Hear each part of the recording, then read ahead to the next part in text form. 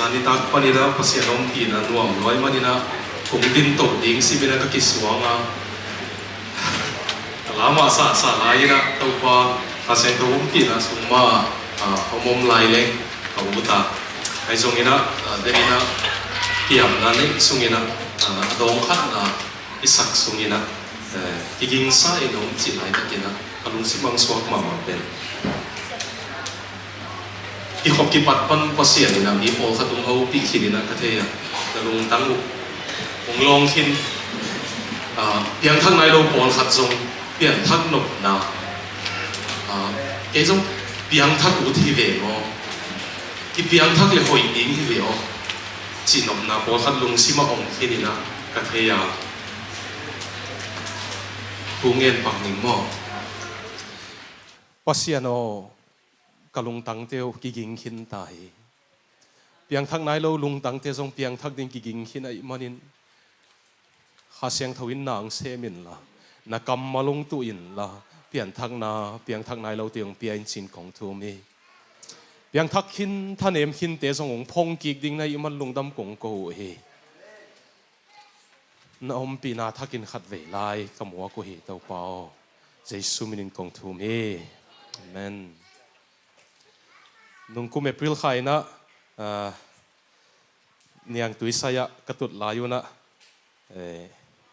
hibang zia dingin zong kilamen zo lo piala hiya ai zong in Pasian ina pina na seta kinong musaka imanina Pasian tung lungdam ka kowa ibang ong sai homeless te zong topan tupang piak sak sem hen tuada na ipai to le no te ko te tua te chi lo ina Khangno teng Pasian thu sunga ikitu tuak nge le minam dang te zong eng lo ding hanga Pasian thua la eng lo ding leitung thua la eng lo ding e hang tua ding ina hang thak zo mi te to pa na vekuna thupang peta hen ibang ong sai zo sem ding ina homeless te to pan thupang pe mai kum chang ong khek le pi leu na u tu hia ngai ke si en mai kum chang ong nei pi lai leu na u tu hia khan ve lai un mo sia Philip zong mai kum ong pai kik lai le yu thia right na chiam te he no ina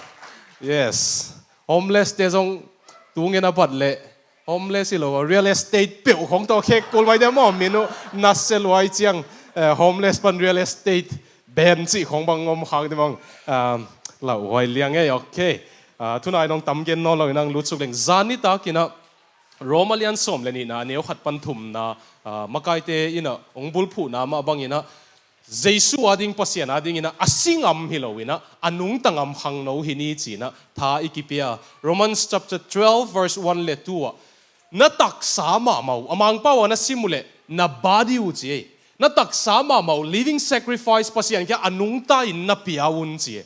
zomi te pol khatina kebel ka khamanin ahan ka tak sa hi vio ka zo lo chi theye ai zong lai siang thawin tu na khen lo ai ve a khaman te atak sa zo ai ve tua mana na tak sama mau to parin Nungta ding in na pia in sin ai so in tua bang in inun tak siang ina Nehemia bang ina Pasian ading in Pasian atai san hin gama inun tak lai takin apolam panung dawom ding hi ichi zanina gen te na ipiak pen esedonte futi CEO pa apol piwa ama chairman ahi na nulenu pa le pa te dei lo na sermon ki gen khai changa futi CEO hi na pan Australia ten top sakai ve ama Jesu ading anun tak man tam si emote polam pando na ngom ding leo wa to pa ding nong chi tak nge le na pol pi sung pan zong na in kwan sung pan zong do na ngom ding chi zong sana gen ni sia pum khothang nau pa kalom suan lian ki chi khata ba amao pen ate chiu zat sak kai chang zat thada lo ding ai ong gen suk lel ning ina kaneu layu na mau zong ma sia pum khothang te pen amao biakin piada hi na inlam khong bel i thei mote pol pi piada te khong pen haw ve wa lo mote piada thei lo te ding na pion mo Clark ichi te hi na piada se mina tua hun lai na lam ka pen kalate bekina kol tu tui he kai ve kol tu tui he pen kalate ading be ka ki koin amy kol tu tui he kom lo in amy kol tu tui he kom le zong ma chi nai chang ki sim moi ve ตัวไล่เสียปุ่มเขาทางเตอุนาวินส่วนเจียงโกลตุยเฮกวยเว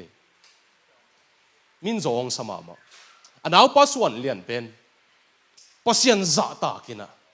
ไล่หาสิมินะกันุนตากนาวโตปาดิ่งนะฮิสังนวมสักจะดิ่งจินไล่หาสิมงหากัดมาไม่นะ Oxford University ไล่สิมเทนดิ่งขวานุงไงตัว Oxford ตะกวนเอาไปเจียงอังกฤษเอาไปลอนดอนเอาไป Oxford ตะกวนนี่นะมินเตจีปังดิ่งอพอลปีขัดินสามินอสปอนซาเตอินะสามินะเตจีวปังอินะนูเลนูปาเลปามันไล่เสียงเท่าตัวกิดวักสลาวะฮิจิ again เลย a scholarship อสปอนซาเอาคันเซลสักวันอาฟีเปียกสักดิ่งอมโดนโลอาฟีเป็นกลุ่มขัตาอินเดสุมเต็งสมงา Oxford ตะกามันฮิตตะกะเฮเลกลุ่มขัด 40K ดอลลาร์ของฮิดิ่งไงเวตูสมลีดอลลาร์ตูสมลีของฮิดิ่งไงเวกลุ่มขัตาเปียกเลยตัวเป็นอามาอสุมสวกเจียวภาษานาดิ่งอดินกิบมันไอ้ส่วนอินะจานายเกนเนเฮมียอสุงปันอปัวปันกิลังปันหางอามันภาษาเลนกิไปเจียงภาษาอินเนเฮมียกุลลำเป็นตุนเยรูซาเล็มไปเลี้ยวจินตุนีดงดิ่งสักลายเจียส่วนเลียนเป็นa scholarship cancelสักุด่าลัวอาอมไหลตักเยอรมนีเตะปอลปีขัดินเตะจิงปังอินจินสามินะเตะจีวปังอินะกับ scholarship องค์ที่ cancel สักอินลำก็เจียกูลดิ่งก็เจเลตัวปอลปีเต็นกู้องค์กะสักดิ่งจิน sponsor เว้ยตัวนั้นมัน Oxford อะดีกรีงาตาปัสเซียนอะดิ่งอินนุ่งตังอำเลงวันตุงเลยตุงอันนี้ปันต้มจิกองสิทนาหักสังตัวสักเจลินมั้งทวกโจเลงตัวปันองเนียมก่อยตัวนเลยตัวปันอธุพาตองเดลเวฮีตัวดิ่งอินะขังโนเตตัวปันทุพังเปตาเห็นไอ้ส่วนนั้นจานาอีเกนนัดเสียงตันเบกเกนเลงเป็นออสเตรเลียเลยอเมริกาเตฮีเฮลตัวขังเต้นบังหางอ่ะขังมาซาเตอุบนาลสุกโลเฮียมจีองค์กันจีอย่างนี้นะคริสเตียนสมิธกิจีนอตรเดมยูนิเวอร์ซิตี้โซเชียลจิสต์ปานองค์กันจีอย่างนี้นะขังทักเต้นอนุเลปาเตอุบนาเป็นได้สลวยเดโลจีอนุเลปาเตอุบนาเป็นบางเฮียมจีเลยองค์จุยวะเลย moralistic จีวะเลย therapeutic deism จีวะเลย moralistic จีเจียงสีการเนยนาดิ่งกำตัดหอยนาดิ่งเจียนตันเบกับเบียกนาจังมั้งตัวโจเจียง therapeutic จีเจียงลุงเกียรตินาปันเหเน็บนาดิ่งเบกับเบียกนาจัง deism จีเจียงอินะปัสยันเป็นหัวอากาละอมินะเอยุงอลโมเมลโลวินอีกิโกเตตาเจียงเบกินหงโพกีนิสิมาปัสยันตกัลสวนโฮมโลตัวเป็นอาคังทักเต้นไดสัลวะอินตัวบังเบียกนายจีเป็นตัวบังดิ่งไงเลยกูกิสัมเกยุงบางยามจีเลยสีกานักกิสับเลยกู psychology เทตาตัวเองสีกานงเปเทเฮเนปกิสับเลย Taylor Swift โซลาฮิโลเฮเนบลาเต็งจงเฮเนมโซตาจิวเวSwifties เต็นจานา Swifties เตเกนกันเดียวอินอากาลาไอตัวอมคมเดลโลปัสยันนะฮิเลตัวองค์นุเสกก้อยเดลบางอมคมเด็ดกิสับยังไงตัวเป็นขังทักเต้นเดสุกนอลจานีเจียงตันหอลเลงตัวตัวองค์กิบังดีไงไอ้ทรงอินะอีไลเสียงทเวนนะโรมอเลียนสมเลนี่อันเอวขัดนี่ทุ่มอากิเกลมาโรมอเลียนขัดปันสมเลขัดดงอ่ะอันเอวจะทุ่มเลสมเลงาอมินะตัวจะทุ่มเลสมเลงาสุงอ่ะอันเอวกุกสุงเบเบกเป็นฮิบังอินกำตาวุนจีนาฮีนะตัวเล่าเข้มเปียวเป็นปัสยันฮิซาหอยฮีปัสยันฮิซานังอาดิงอ่ะปังฮิจีลำวิเวกินินตัวเต็งอาเกนฮิตเจียงนังฮิบังอินกำตาอินสิปันเนข้างโน้นเต็นตัวเป็นลิมตักนัเตลโวChristianity is not about ethics. Christian biak na pen gam tat hoi ding a kisol biak na himasalo. Christian biak na pen pasyan ongi loma bai chiang ama to ki gamla te jesu thangina ong kilem ki sak ong som ki saka lung tang thak ong pia ai nine ong zel a hi man pasyan i nine ke ong zo loma ma hi manina o gam tat hoi ning chi hi gam tat hoi ning in pasyan ongi tin te hiloตัวหางอ่ะตัวนี้นะกำตัดหอยโจโลกิสาสีกันในโจโลกิสากิอุกโจโลกิสาอินะปัสยันทั่วกิตาโลกิสานะอมูเลเฮปีนาโตนาลุงเกเกยุนลาปัสยันนี่น้องนอลหินโลหิองหวยนวมฮีจิขังโนเตเกียงเกนนวมฮีที่ก็เกนน่ะเป็น suicide note khat Khangno wa male ma ki ok lum khatina agel ong simleng mi kang pau nong sim masane pau nong let ning ina. Lost in a world of darkness without a guiding light, seeking a friend to help my struggling, failing plight. Now all of you good people just gone passing by, leaving me with nothing but this lonely will to die. All of you good people, no mi hoi ting, bel pai tau tau le lute, kay mi ginalaw pa bel, kay le kay kithat no amin om hi thiat le ling. For no matter where I go, I never will escape the devil's reaching, clutching hands or the drink of fermented grape. Ko ya pai leng zong doi mang pa ong kai na hut suak ta taking. So out of my grief and anguish, perhaps some wandering boy will see, long after I have left this world and built his own life strong and good and free. Hi ka suicide note ka gel na pen, kay ka si khit chiang naw pang khat pe win na sim ding ina, kay sang mi hoi zo ding in kibolin ha tina aswa tak ding ka dei na hi chi. Hi agel pen kum som leli. Ama le ma aki ok lup ma agel. Pasian in na mi hoi ding ong kalma salo ayo Khangno te. Sika nung kalma salo. Ama kyang zuan lechin. Aang gihong aman mi hoi ding ang bol ding. Hoi masak kulo ma kyang tung lechin aman ong hoi sak ding. Ong hoi zo sak ding. Kuwa ma kisil na buka lut ding asyang sa lut lo pia. So wara na kisil kitu jang so wara lut mo no. Anin pi ma lut hang ang kisil siang ai ve mo. Kay zong number 4 zong sang pi ma Jesu bel. Kay le kay zong kimuang non lo ngol zo kay ning achi hita. Guk vei bang kay han siam na to ngol som ngol zo lo. Zol lui nei hel ma bang ong hel ki kai chiang a. Imang kho ong pai ai chiang a. Pia tanana se ma. Ai hang Jesu kyang ka hi na bang to ka zot chiang amanong sangin ong hi loi chang ong puai. If you're lonely, come to Him. If you're in distraught, come to Him. If you're addict, come to Him. Ang tuwada na kauda na agina lo te zong no aswakta na kisama sa gevo. Zo mi te sunga azudon te nga ding khong bebe ka thu ki gen gen ai cha mau zudon lo ma na mau piang thak ki sa pian khong no. Bang zatai na mi hoi a na ne pan na nu le pa thu mang den na hi le zong Jesu to na ki zop ke le van tung tuan ke ne te. Mi hoi man avan tung tun ding hi le Buddha bata ten phalo ding hi ve. 80s Paul khat zong phalo lai ding hi ve. Ama Africa te gen thei te hu na de million a kha ke. En kha khata in kon pi te dollar za thumi khak le tam choi ve. Aman pian ya nerve ka khoi khayam ko hiam. Piak khe that man khong Pasian mai phanga ding le. No en nga zo lo ding. Toy man to pa na a broken thing bekilo. Mi hoi ki sate zong Pasian to na ki zop kewle mi hoi tak pi tuan lo na ve Pasian mu na kalompa go ki chi khatomin apa pasta hi na neu pana Pasian thu to hang hia Pasian thu pen apa za lot nga apa Greek pau lung lut loi chiang apa naw pang chi khai pan Greek pau sin sakina tan gia ta hi aman revelation le mangmu na le Philippi Greek pau to lot nga ta ve go win Ridley kai te to hi pa nge lai sang to sang ka te pi jing la ka zong thu gen thei Bible study khong zong ma kai thei tai ai hang a kum pina se pa siu chang nga thei ma lo azo atop top na nga thei ma lo ama nga zo ma lo pen apia da pau ama apa pastor hi na apol pike apia da pau ta pa pa na ma nga lo kum pina se penunga hazaloma ma alung sim se lo lung dam zo lo mo nó giống mi lo jin chang da ke hong na mu ya to ten mo to thak nei lung dam be khang khong chi mo nang lung dam na ding ni lo pi mo na apia da pa ta pa pe nung lo chingin ama khaselu lung dam zo lo thungen ding avo pa in thungen avo pa ile ong thei hiat pen cái apiang thắc na kisa sa cái không mà hội na kisa sa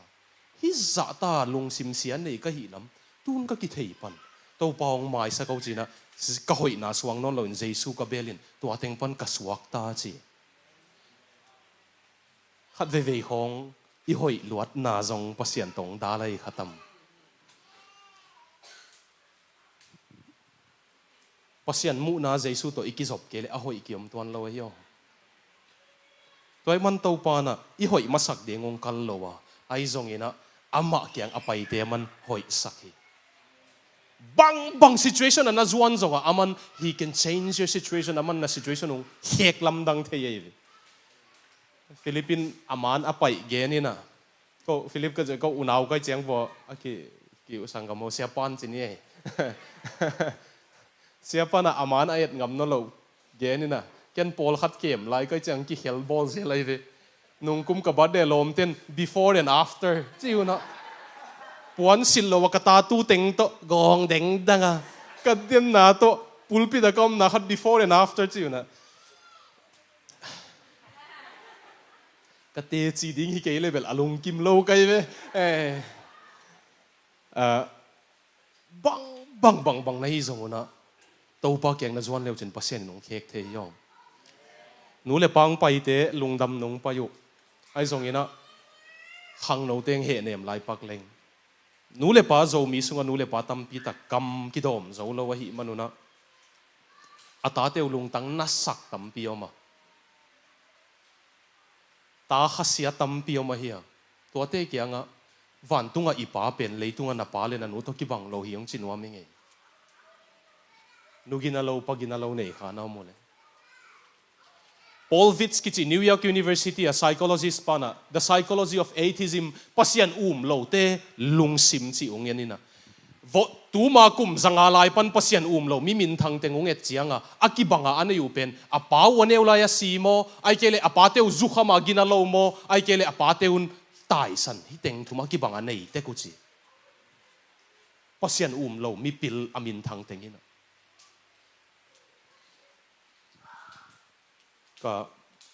kalom te nu me khat counseling piang thak thei ma lo piang thak thei ma lo khathum vil vel hot kiat na thu ki ge na piang thak lo wai sam ve sek ma sam sak chia de na sak li le wai ve to pen mi pol khat bel huk din na khong a huk sakina pol khat zu khama tuk na sak jong ko kalom pe nu Pasian thu sang thei ma lo bang hang yam si le aneu la ya apan na abuse aneu la ya apan rape cái metal music pana ung hang khia kai chang corn te singer pa mo Paul Davis ya John Davis ya aneu la ya child care a koi anu pa te na ke a koi ule a koi na paun na rape pai ve anu le pa te ke again le loun khasel wain allow daddy chi pen ngai leo chin ung ki rape ka ki kowina nungum nuam ke yu hi chin atop na kap nge kai ve a studio aman ki record lo sign ai na ki record ai ve kon te la daddy pen ngai le chin a lyrics khasiat poi pe um kalom pe nu na pasian chi pen ngai sun lo pasian a chi chang apa da na mu mo kai chang a pa no to lim ta ka ki thua lo nei ten pasian no kyang nai ton tung lo da na feel nai ve wa khang no te that's how your psychology works pa si kan khau lo them na hi khele ong tai pa ten van tunga I pa jong them hi khele chen ong tai pa mu nai ve vo pa ungol mo lo ten pasian nungol mo lo banga mu nai ve vo nu jong hi ve ve pa bek ka chi hang ke pasal ka hi mana nu me teng chi lo leng den chiang ong dom ke khaleu chin ka chi man ye nu jong hi ve ve ai zong kalom pen keng wa pasian chi pen zanwam lo na hi le Jesu in tunin no te sila kong chinon ke ya lom kong chi hi Jesu na tan pa na lom hoi pen hi ka chu leng piang thak thei pan nang hon khe pa pen na lom hoi pen na best of friend hi na pa nung e biu sin te na nu nung e biu sin te ai zong na lom hoi pen ten ungit sang ongit zo Jesu hi ka chi chong mang piang thak thei pan khang no te family scars in kwan hanga mei ma nei na mo le mo inu to ipa to van tunga ipa ki bang lo yong en ama kyang I pai chang mo I leitung nu le pa sang song ama nong na ngek bol zo ông na huai zo ông na bùa zo ông làm tổ zo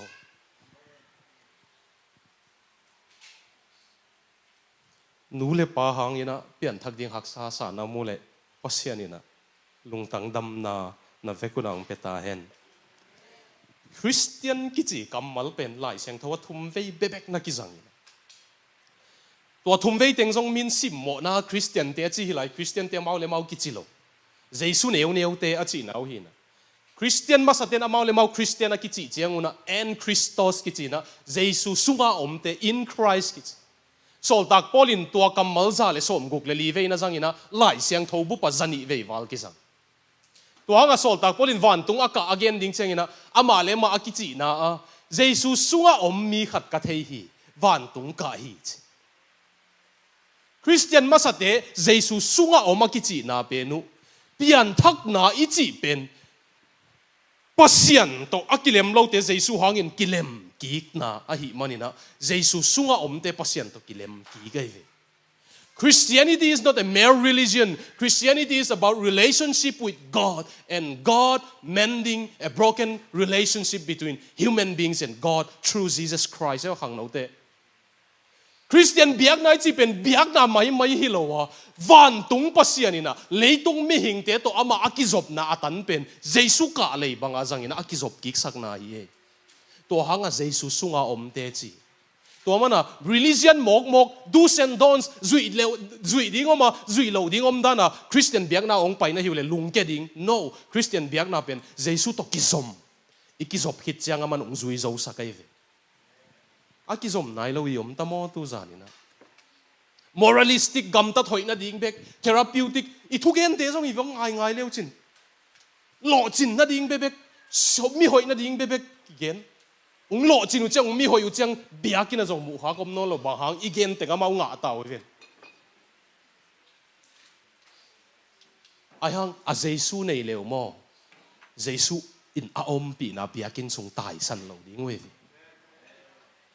Khangno ten Jesu in ta here I'm not asking you if you have religion biak na ne wi among chi lo ga yo Khangno te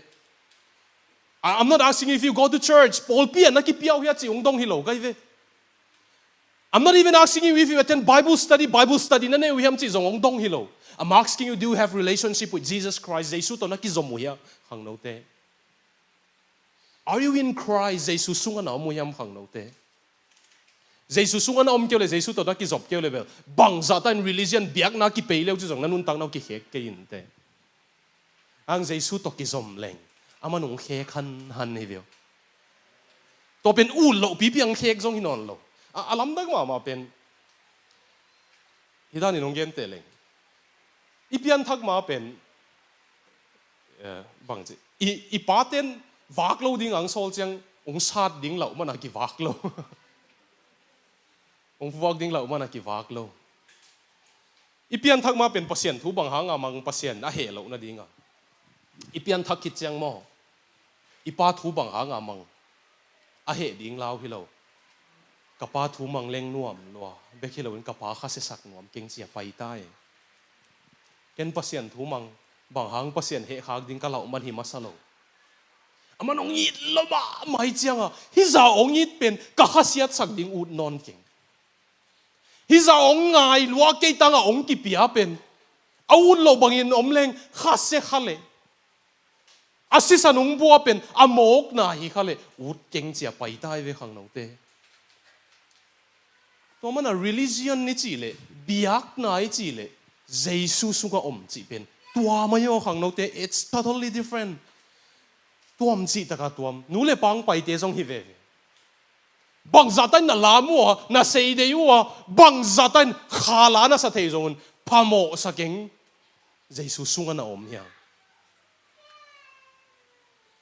bang zatan kam tuam na niala na kilai siang tho sang saka meeting na ko zong in Jesu sunga na om ke levan tung tuan ke ni te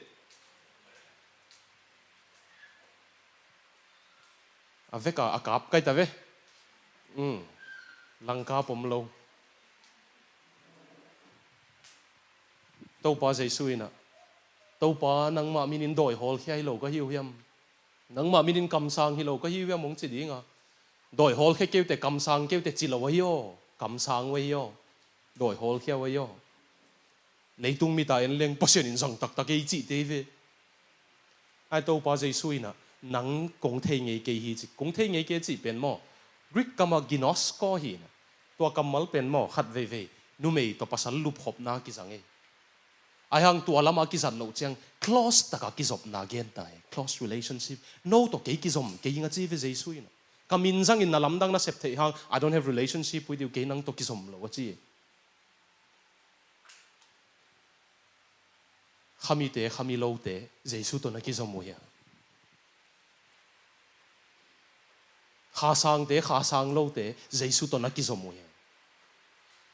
bang za tai na ki kha sang lâu sa ka bang za tai na ki kha sang sak jong in Giêsu to na ki zop ke le bang ma hiat nam ki to pa Giêsu to ki zom ta ya Khangno te thu ni khong gen lai nin zo ni mo. The number one proof of the existence of God,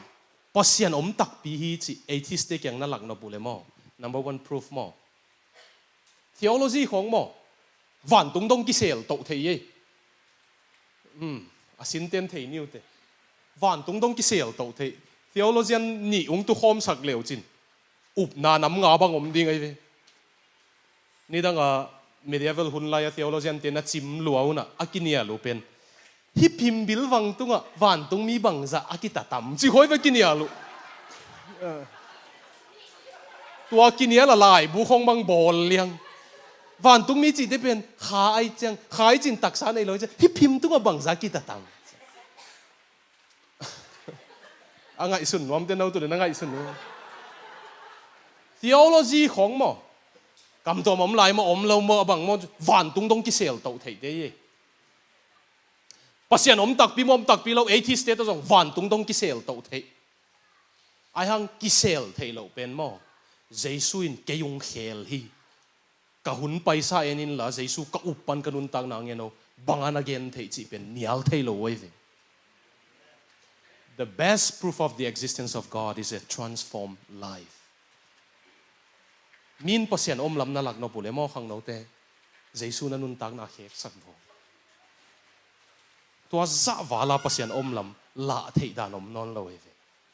bang hanga ei Giêsu to ki zop chang ki hek because we are the temple of God ei Pasian biakin hitai ve hang eden ho ni chi pen Pasian biakin pi dan abol ve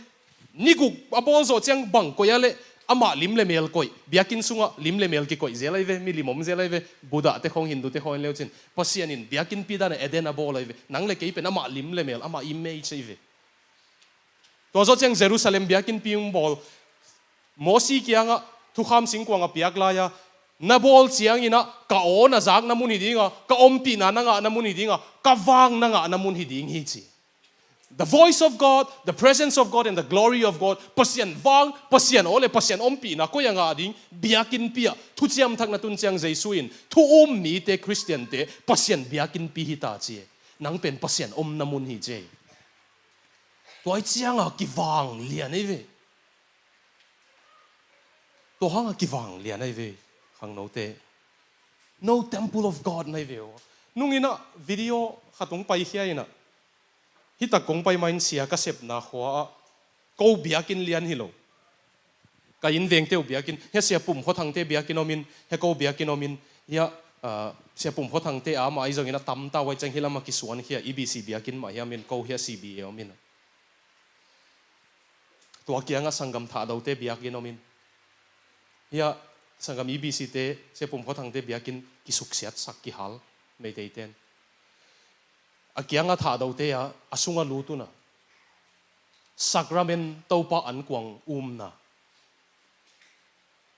sacrament the yang mo te homun te inek na lenga zuidon na hai pen mei te thum lo ten chiam nui bola judon na dinga zang we video ki sai tua zo chiang chiam nui ya pasal Christian te ki ten dan chi a thau khong toi ko ma ki te nga Jesu min to kong gom hi che chiam nui ya ong bolun video ong kha kheu ken la biakin jong thei kai chiang a na saloma ma Pasian biakin pi za le hi lom Pasian biak na Jesu phok na asisan phok na hai kizang judon na dinga zat lom lomuchin na salwa ka khitui tolai ve tualai tak pasianin alung si bang swa sakpen nang taksa jong ka biakin pi ven na bang chi ke pung chi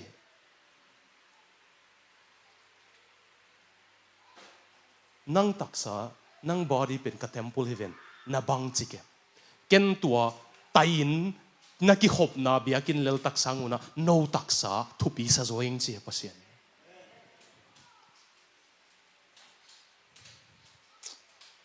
ani na ding ina the second best proof of the existence of God pasian tak pe hi lam ya Australia pasian lo te la ka ila hian nom le be the most joyful and loving person in Christ milung da ma i na nei ma Khangno hi leo chin mo ong thuak zo lo ding wei ve do you have somebody who hates you no ong mu da na nei here no ong mu da nei teng no mi na mu da wi hai lo nang ke ong mu da kha to min te chi tengin khutung lik pak divo lungdam e tua te he ma ding na u tu le mo lungdam chi tak lungdam leo chin a he ding da nu na life fu enjoy ma leo chin mo nang mu da te na sama man na yi mu thei lo liang ding wi ve nang la phok khalo amau bang an bang ne thei lo liang ding nang thau halal zen zim na kwan kul in ni kwan in kum khata ding man ena kwa pe na le nang si khum nei nai chiang khut dim khat an na nei in chile cái gol mà cái chiang kia ding ni bé kin te mo chen no câu Paul tua group om thei ding kai ve wa Blaise Pascal ki chi pa pen tua computer te ong pian khiat thei na ding ina atin sia mathematics a hi ma sa pen the father of modern computer pen Blaise Pascal ai ve philosopher pian tit te pasian lo ai zonga anun tang na alai lak polang piang thakin pasian ungu mai ve apian thak na lai siang tho mun bang apuan ko ma khui liang ina nisima enai ve Blaise Pascal kianga alom te ong paina Pascal o sum tak ni che nang hi za mi pil tun pasian ki chi lai chianga iphe amau pen gambling zong sang wei chianga gambling zong sang no mu le mo nana painon ke wa casino honge ading i peu ma lo casino ho na ding na ne le ke yung peleu jin ken mission ading khak ni nge pina to pasian van tungang din in je mo gambling zong sang ai chianga ma apian thak ma nang gambling khong hi thei non lo ding sum tak ni che pasian la tak taka aom lo thei lo zo ma china che proof thei lo ni le ni gom le li banga proof thei lo aman bang gen hiam si le ong nui san ke u no ken pasian atak taka oma azong kasi chiang ana lo zen hi le zong ke ka sup na ding bang ma lo bahang yam si le tua ken pasian ka up mana ke lungdam na to dim it na to dim kai man kasi chiang pasian ana tak pi ke le zong phamo ke chi ai zong ina ana tak pi hi le no teng sum tak niu chi chi sao ya tua pen philosophy Pascal Weiser ki chi ai ve philosophy sin no mule Blaise Pascal Weiser ki chi na Pascal i toi te na ki chi pasian ana tak pi hi le a lo te sum tak niu chi ana ke khak le zong ken tun ka up mani na lungdam na bukim nei kai chang ke a me thi ve ve hin chi ana tak pi le la ton tung a lungdam lai ding kai chang ham phatak ni nge no pol bel ton tung a da ding he pi huai ta ku chei chi Khangno te to pa sunga na lungkim ngam ngau lo na so ta ya to pa sunga na lungdam ngau lo na wa so ta ya pasian to ki thua hop na hun na zat tom lot mani khading ayo piang thak na hi le pasian to hun lao to pan azoi alungdam na ong dim lo mai ve piang thak lo na hi le piang thak te lungdam na nei no pule number 4 sang nuam ka sak zok na nei no pule heroin sang nuam ka sak zok cocaine sang coke sang dope sang nuam ka sak zot weed sang nuam zo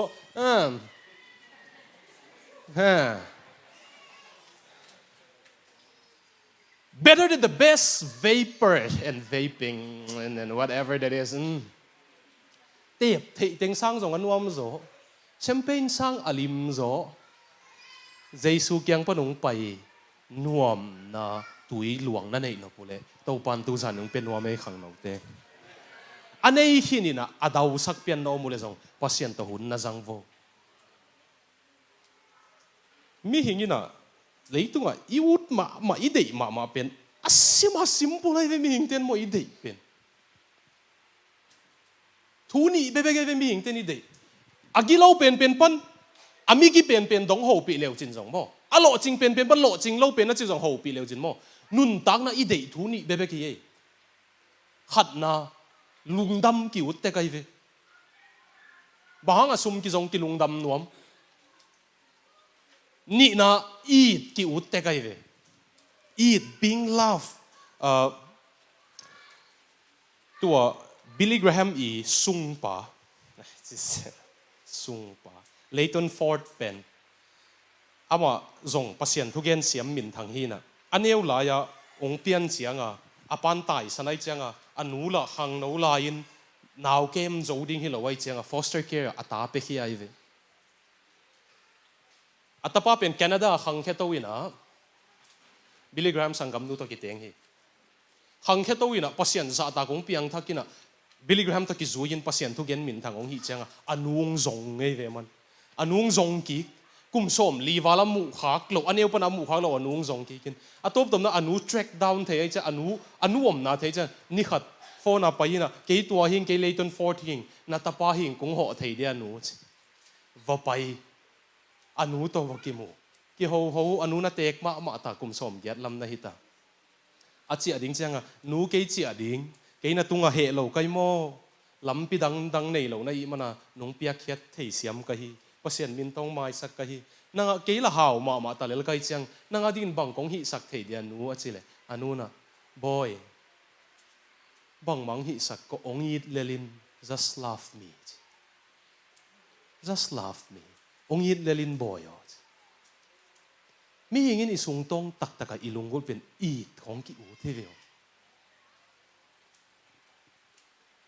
mi that te jong mo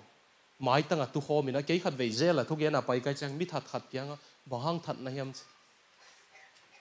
ong sim mo lo ma mai chianga ama that leng leitung nuam dinga ka kai sut man ka that kha ki chi alung da mut man hi ve ang tua te gel mo atan thelo abe thelo inga theina sun Jesu kia ngai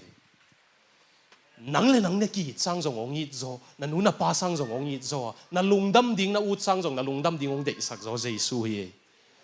tua Jesu nei leng chi na Khangno te ong thang penuam ong zol nuam hi ngai Khangno te na dot na hat Khangno te kyang na pu le na piu amin thei lai teng khotung lik pak divo na piu le na pu na grandma le grandpa ke ka pu lian za thang okay lungdam na great grandpa le grandma na pu pa a thei lai teng ke ka pu pa go zalian kim thei lai mo a thei lai om mo na pu pa i pa a thei lai teng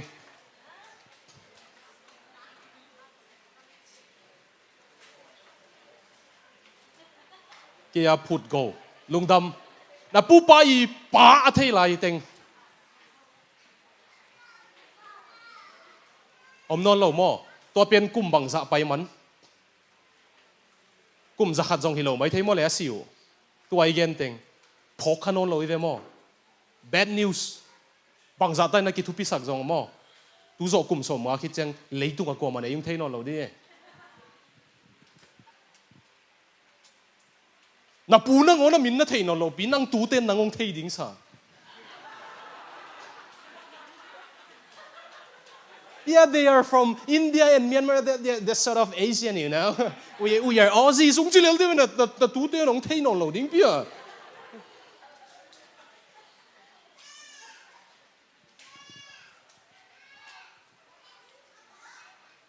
So lo chang ki mang hil ding lel ta khong ei hi ta ka khwala ki khwal hi de hang. Enjoy pui pa te thei non lo pia. to hang a city stud England te cricketer pa millionaire rong hi chang a real estate teng a in ala nei elam teng liquidify sum su aina missionary Africa kwanin wek ki chi mission agency ing panin tu ni dong om la ina asum teng Pasian ading azang asi ding che akamal only one life to live will soon be past nun tak na khat bek kinung ta dinga son lo chang bei pa ding hi only what God done for God will last Pasian ading in akisem te bek hang ton tung ki malang ding hi people will forget my name min ke yung thai non lo ding wa a hi zong in ana ka sep sak Pasian min thei den ding hi Jesu ading nanun tak ngam le nangong ki mangil le zong nanun tak na Jesu min ton tunga phok ding ai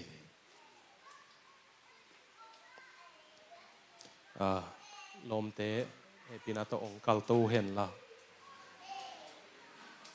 ding bang lo taka evangelistic taka tu ni ki ap nang sam ding ngai Pasian kalung dang ang ko ilwai chiang hut nga ma zong thu nget sak nom atu aliam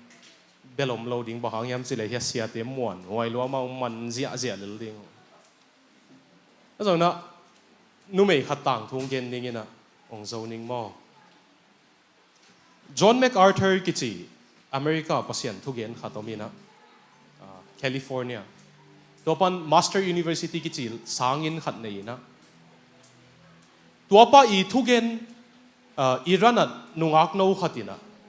amao pawa kiletina thugen aki gen jong ilom akisim tho audio pen ngai khain piang thak muslim khangno khat kum som le gyat ma som le kwa chian non ke piang thakina apian thak chianga apate kyanga America sang ka vo pai ning chi la lai siang tho sanga hi lam gen ngam lo hi le pai sak lo ding wai chianga John MacArthur te sangin la lai siang tho sang voka holiday yung chia chianga lai siang tho ai no pokha lai zang ai chianga avante a phegu chang lai siang tho amu chang apa he lomama vua asama man banga tat Jesu de non lo chiu Jesu kam sang man lo hi chiu vogop that ma ding a ki thoi ta suang to deng lum ding blasphemy mi pai hial apa ne win mu zo lo ai chianga su khia ina ken that na veng hi chin nang na omo nang ta lom na that ding ki lom ke chin apa ne win avan teng lain kinin America payin la ong ki le ki non ke in tuanu zong in tung pan America ma ki le ki Iran pan asangin wa te chi pangin akam malinong khoi khalama amin thei non lo kaya Master University te hi built my father have a God to kill for kapan mi tha ngam na ding Pasian nei but I have a God to live for ken nun tak pi ding Pasian nei chi no gwal Khangno te hi vio tu adan nalom na gwal ten bang gen le song ke Jesu ading Nungta ding ke Pasian lo te bang Nungta lo ding na chinga mu ta mo Khangno te tua chinwa miam le happy na to amayang payun la thungen khop di sia ten lang sa dinga ki ap na nei ding hanga to pa ding na Australia gam khel ding yang ei mo to pan zo mi te ong zat nop lai ta ki jang sak zia ding yang